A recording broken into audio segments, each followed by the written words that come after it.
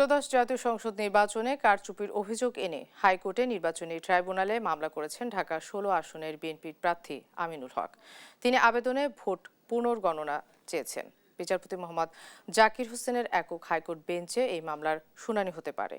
এদিকে বহুল আলোচিত তত্ত্বাবধায়ক সরকার ব্যবস্থা বাতিল সহ সংবিধানের পঞ্চদশ সংশোধনীতে আনা কয়েকটি ধারা অবৈধ ঘোষণা করে হাইকোর্টের রায়ের বিরুদ্ধে আপিলের শুনানি অনুষ্ঠিত হবে। প্রধান বিচারপতির নেতৃত্বাধীন বেঞ্চে এ নিয়ে শুনানির কথা রয়েছে। এর আগে ২০২৫ সালের ১১ ডিসেম্বর তৎকালীন প্রধান বিচারপতি ডক্টর সৈয়দ রেফাত আহমেদের নেতৃত্বে ৬ বিচারপতির আপিল বেঞ্চ মামলাটির শুনানি ত্রয়োদশ জাতীয় সংসদ নির্বাচনের পর অনুষ্ঠিত হবে মর্মে মুলতবি করেছিলেন।